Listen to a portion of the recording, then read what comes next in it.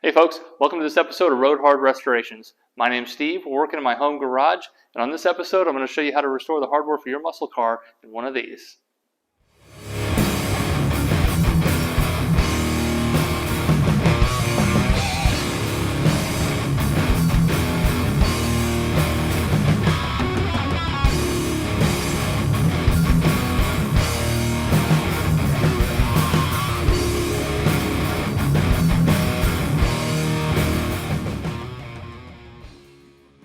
Okay, so here's a pile of hardware for the Duster. It's about every nut and bolt that came off that car. I'm going to be running that through the Tumbler, but let me show you the process.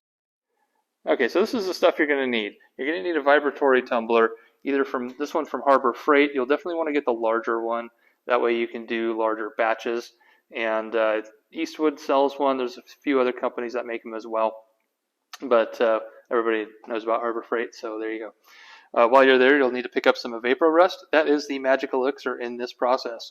They do sell it at O'Reilly Auto Parts. I've seen it at Home Depot. I've seen it at Tractor Supply. Various other stores have it as well, I'm sure. But that's good stuff to use here. If you have a lot of paint on your bolts, you're going to want to get a thing of paint stripper.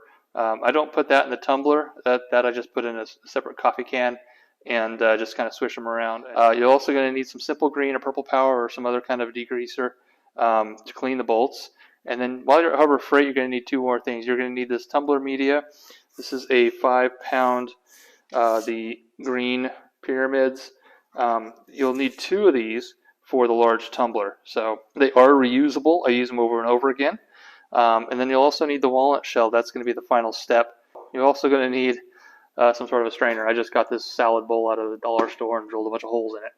So first thing you want to do is clean the bolts. So what I do is I run the simple green. So what I do is I put that in 1-to-1 in the tumbler with this media here, and it pretty much just cleans everything, gets all the dirt and grease off of there. And then what I do is I take this outside and dump all the hardware into the strainer and then rinse it off with a hose. So you'll want to use biodegradable, non-toxic, all that happy stuff for the environment. So once the bolt hardware is all clean, then you can move on to the next step. So if you have a lot of paint buildup on the hardware, the tumbler and stuff doesn't really get it off as well as I had hoped. So I just take a Folgers coffee can here, throw the hardware in there that's already been cleaned and degreased, put a little bit of stripper in there, and then swish it around with a paint stick until everything's kind of dissolved. And then I go through and strain it again, rinse everything off. So once you got the parts cleaned and you have all the paint removed, so the next step is the evap-o-rust. This is the, like I said, the magic elixir. So you put this in the tumbler with all your hardware and then the green media again. And like I said, you just rinse this out and put it back in. This works really well. And again, I strain everything out through the strainer. I blow dry everything right away so you don't get flash rust on the hardware.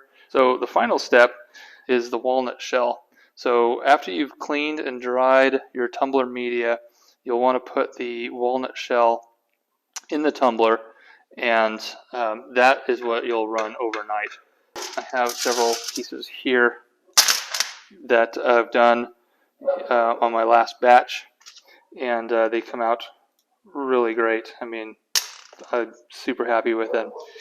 In fact, these have actually probably been sitting in here for a better part of a year, and there's no rust or anything. Once that's done, then you're good to paint them or do a black oxide coating, which is what I'm planning on doing with all of this hardware. This is actually a several-day process, believe it or not.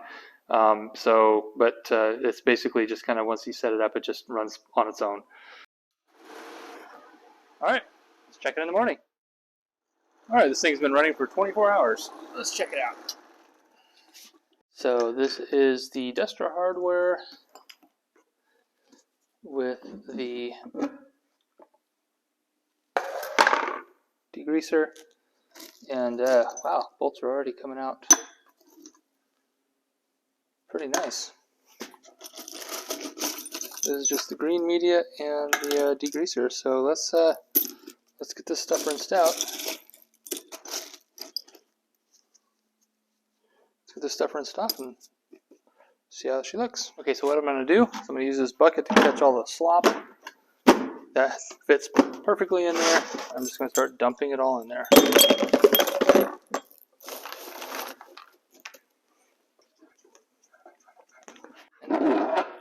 I will return. Okay, got the bowl cleaned out. Now to rinse this out.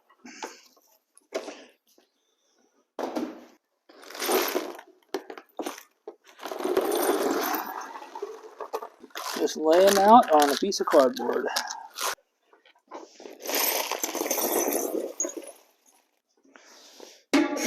Okay, so what I did is I put everything in the strainer, ran it under the hose, shook it about, stirred it up, just kind of rinsed everything off, and then I'm just kind of laying it out on this big piece of cardboard here to dry it out, and I'll sort it out as well.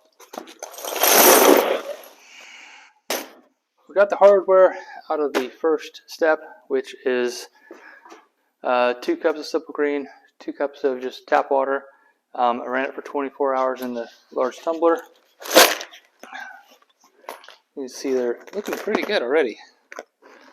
The next step would be evap-o-rust. However,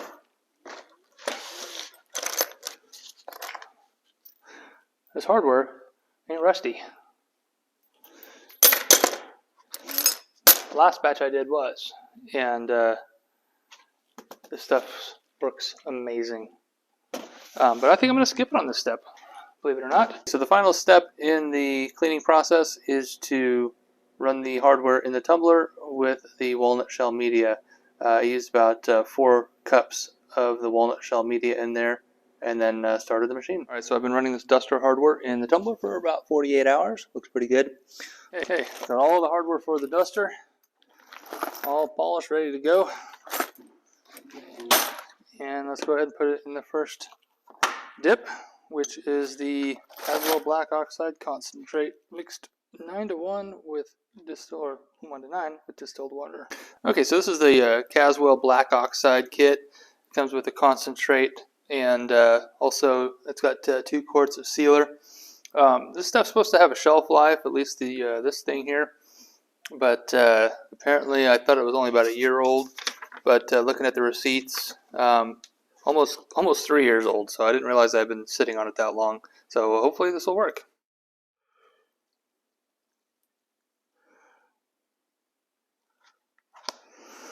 Okay, so I probably should have submerged it a little bit more, put less stuff in there. I'm going to add some more, so that way it's submerged and get enough product in there. So as you can see, I used a little less than half of it.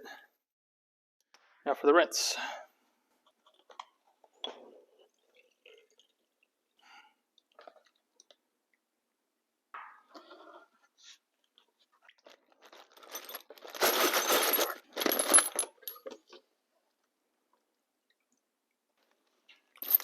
And there you go. Hey folks, thanks for watching. I hope this video helped you out. If you have any questions, as always, go ahead and leave a comment down below.